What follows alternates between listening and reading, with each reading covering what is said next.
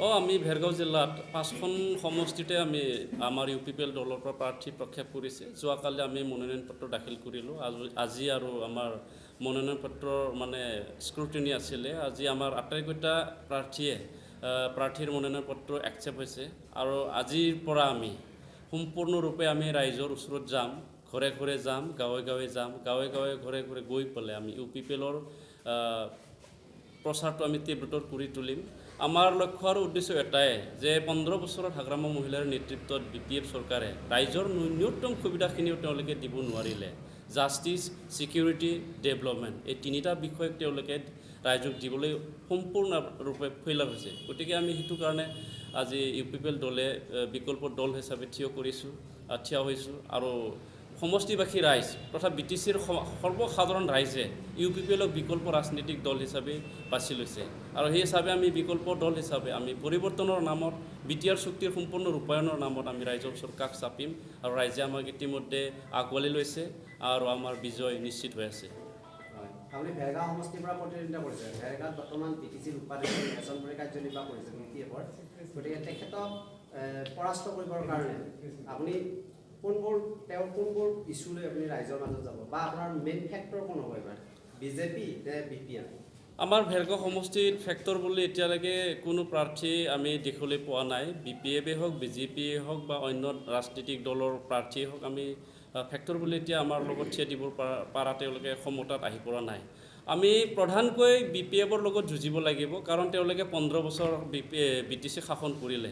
কিন্তু 15 বছৰে যিটো BTC শাসন কৰিলে, 10টা বছৰত কিন্তু নেলছন বড়ো নাছিলে যদিও 2015 চনৰ পৰা তেওঁ আছে। 2015 চনৰ প্ৰায় 5টা বছৰত 10টা বছৰত BTC যিমানখিনি কেলেংকাৰী হৈছে তাতকৈ 5টা বছৰত আমাৰ এই ভেৰগাঁও সমষ্টিত তাতকৈ বেছি অধিক দুৰ্নীতি অৰ্থাৎ কেলেংকাৰী হৈছে। আজি চাওক আপোনালোকে আমাৰ ভেৰগাঁও সমষ্টিত 800তকৈ অধিক তেওঁ আধাৰ স্কেলাৰ নামত ফিটা কাটিছে আৰু আধাৰ স্কেলাৰ কৰি পেলাই তেওঁ ৰাইজৰ পৰা বহুতখিনি টকা সৰকালাই নিছে আৰু প্ৰতিটো স্কিম, প্ৰতিটো আঁচনিৰ পৰা তেওঁ 10%কৈ তেওঁ কি বুলি কয় সেইটো টকা লৈছে, কমিশ্যন লৈছে। সেই কমিশ্যনখিনি তেওঁ ৰাইজৰ পৰা নিছে।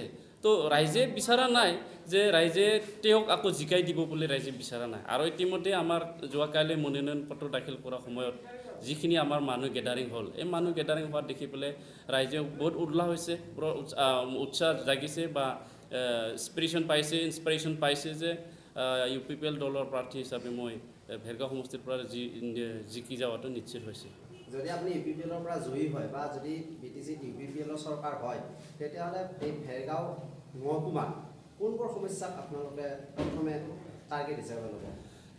সমাধান কৰা চাওক, BTC ধৰক এইবাৰ ইলেকশ্যনত মই যদি জিকি যাওঁ, পোনপ্ৰথমতে মই BTR চুক্তিত যিমানখিনি আমাৰ ভেৰগাঁও চাব ডিভিজনৰ কাৰণে দফা আছে, ধৰক ভেৰগাঁও চাব ডিভিজনখন চুক্তিৰ আধাৰত জিলা হৈ যোৱাৰ কথা। তো জিলা হৈ যোৱাৰ কাৰণে যিখিনি কাম কাজ কৰিব লাগে সেইখিনি কাম কাজ মই প্ৰথমতে কৰিম আৰু চুক্তিৰ আধাৰত যিখিনি চৰকাৰী নোহোৱা ভেঞ্চাৰ স্কুলৰ LP স্কুলৰ পৰা কলেজত লাগে যিটো আমাৰ চুক্তিত লিখা আছে যে চৰকাৰী নোহোৱা স্কুলবিলাকো চৰকাৰী কৰা হ'ব। সেই চৰকাৰী নোহোৱা আমাৰ ভেৰগাঁও চাব ডিভিজনৰ আণ্ডাৰত বহুতখিনি আছে। LP স্কুল আছে, ME স্কুল আছে, হাই স্কুল আছে, কলেজ দুখনকৈ আছে। এই কলেজ দুখন, LP স্কুল, ME স্কুলবিলাকক চৰকাৰীকৰণ কৰাৰ কাৰণে মই প্ৰথমতে পদক্ষেপ ল'ম আৰু আমাৰ এই অঞ্চলত যিখিনি নিবনুৱা সমস্যা আছে তেওঁলোকৰ কাৰণে সংস্থাপনৰ ব্যৱস্থা মই নিশ্চিত কৰিম।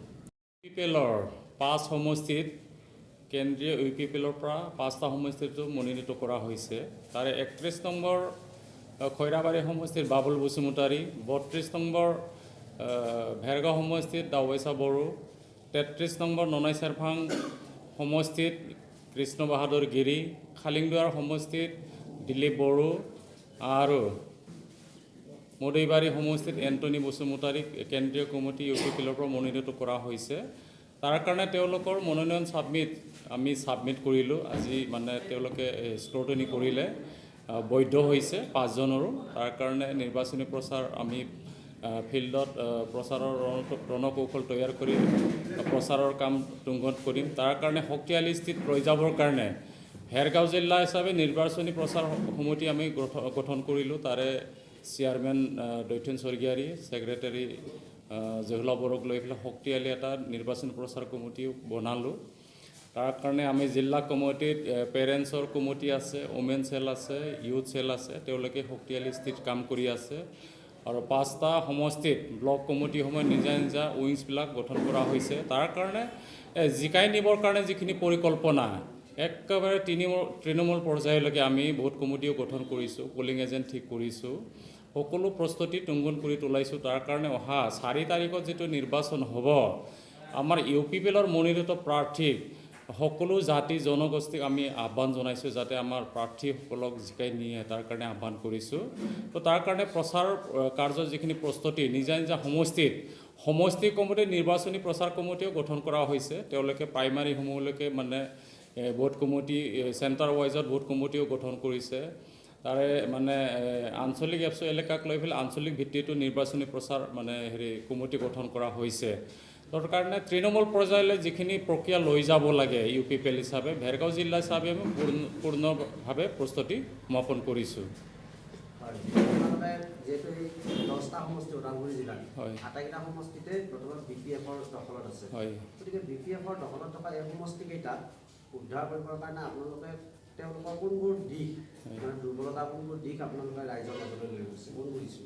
নাই, তেওঁলোকে আজি 17টা বছৰ যিটো শাসনকাল চলালে, যিসকল মানে জনপ্ৰতিনিধি, তেওঁলোকে 17টা বছৰত মানে এই যিখিনি দুৰ্নীতি কৰিলে আৰু যিখিনি আঁচনি তেওঁলোকে কৰিছে, চব বস্তু চালে আমি ক'ব পাৰোঁ যে সকলো বস্তুবোৰ মানে পূৰ্ণাংগ ৰূপত মানে ফুটি উঠোৱা নাই।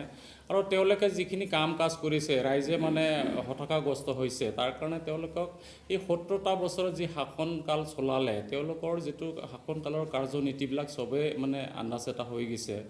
তাৰ কাৰণে ৰাজনৈতিক পৰিৱৰ্তন নিশ্চয় তেওঁলোকে বিচাৰিছে। তাৰ কাৰণে UPPLক মানে জনসাধাৰণে গাঁও লেভেললৈ লৈ গৈছে।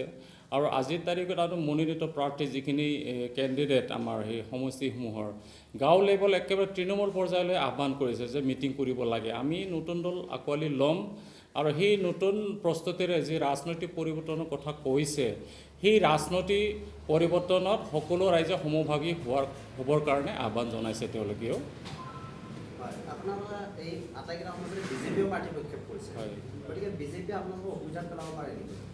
আমিতো ৰাজনৈতিক দলৰ গণতন্ত্ৰ দেশত সকলো ৰাজনৈতিক দলে প্ৰাৰ্থীটো আগবঢ়াব, সেইটো স্বাভাৱিক। তাৰে তেওঁলোকৰ যিটো জনপ্ৰিয়তা, আমি অন্যান্য ৰাজনৈতিক দলৰ প্ৰাৰ্থীবিলাক চাইছোঁ, তেওঁলোকৰ জনপ্ৰিয়তা নাই। তাৰ কাৰণে আমাৰ UPPLৰ যিখিনি প্ৰাৰ্থী, শক্তিশালী প্ৰাৰ্থী আৰু জনপ্ৰিয়তা থকা আৰু তেওঁলোকৰ নিকা ভাৱমূৰ্তি আছে, তাৰ কাৰণে ৰাইজে মানে আমাৰ দলীয় প্ৰাৰ্থী তেওঁলোকে সেই আঁকোৱালি ল'বৰ কাৰণে বহুত মানুহে যোগাযোগ কৰিছে।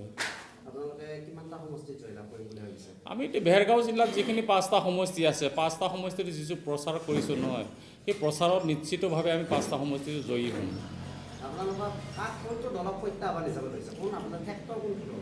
এতিয়াতো আমি যিখিনি চালোঁ, মানে BTR চুক্তিৰ পিছত যিখিনি প্ৰস্তুতি চলালোঁ, আমাক প্ৰত্যাহ্বান দিব পৰা ৰাজনৈতিক দলৰ প্ৰাৰ্থী হিচাপে আমি দেখা নাই। কাৰণ আমাৰ BTR এটা চুক্তি হ'ল, সেই চুক্তিৰ দফাখিনি আখৰে আখৰে ৰূপায়ণ কৰাত জনসাধাৰণে মানে বিচাৰিছে। আৰু তাত সকলো জাতি জনগোষ্ঠী উন্নয়নৰ কাৰণে যি মানে চুক্তি হ'ল, তাত 4খনকৈ কেন্দ্ৰীয় বিশ্ববিদ্যালয় চুক্তি হৈছে শৈক্ষিক দিশত। তো হ'ল মানে সকলো জনগোষ্ঠীৰ কাৰণে সেইটো ভাল দিশ বুলি ভাবি লৈছে। তাৰ কাৰণে সেই চুক্তিত মানুহে পৃথক ৰাজ্যৰ কাৰণে এটা শংকা কৰিছিল, কিন্তু BTR চুক্তিটো হ'ল অসমৰ অখণ্ডতাক ৰক্ষা কৰি পেলাই BTR এখন চুক্তি হ'ল। চুক্তি হোৱাৰ পাছত সেই চুক্তিকাৰী ৰাজনৈতিক দলৰ নেতাবিলাক UPPLত যোগদান কৰিছে, আৰু UPPLত যোগদান কৰি UPPLটো শাসনত অধিষ্ঠ কৰাৰ কাৰণে যিখিনি প্ৰস্তুতি প্ৰায় সমাপন হৈছে। BTR চুক্তিৰ পাছত যিখিনি দফা মূলতে সেইটো ৰূপায়ণ কৰিবৰ কাৰণে যিটো চুক্তি হৈছে, তাৰে শাসনভাৰ মানে নিকা ভাৱমূৰ্তি থকা মানে শাসনৰ ভাৰ গোটাই দিব বিচাৰিছোঁ, সেইটো 1 নম্বৰ কাৰণ। দ্বিতীয়তে হ'ল এই 17টা বছৰত BPFে শাসনকাল চলাই পেলাই যিখিনি দুৰ্নীতি কৰিলে, ৰাইজৰ ইচ্ছা অনুযায়ী যিখিনি কাম কৰিব লাগিছিল সেইখিনি কৰা নাই। আৰু জনসাধাৰণৰ যিখিনি আঁচনি, ৰাস্তা ঘাটে হওক, দলঙে হওক, মানে ভাল এটা পৰিৱেশত তেওঁলোকে গঠিত কৰিব নোৱাৰিলে। এতিয়া ভেৰগাঁও চাব ডিভিজন ভেৰগাঁও চাব ডিভিজন আজিলৈকে ফুল প্লেজড নহ'ল, তাত ষ্টাফ নিয়োগ নহ'ল, তাত লিংকিং ৰাস্তাবিলাক একেবাৰে হোৱা নাই। চাব ডিভিজনত মানে গোটেই ডিপাৰ্টমেণ্টৰ অফিচবিলাক হ'ব লাগিছিল। আজিৰ দিনটোতো মানে মানুহে ক'ত যাবলগীয়া হয়, ক'ৰবাত মংগলদৈ বা ওদালগুৰিত যাবলগীয়া হয় তাৰ কাৰণে ফুল প্লেজেড সাব ডিভিজন হোৱাটো আমি বিচাৰিছোঁ তাৰ লগতে ভেৰগাঁও জিলা হিচাপে যে চুক্তিত এটা কথা চৰ্চা হৈছে ভেৰগাঁও এখন পূৰ্ণাংগ এখন জিলা হোৱাটো আমি বিচাৰোঁ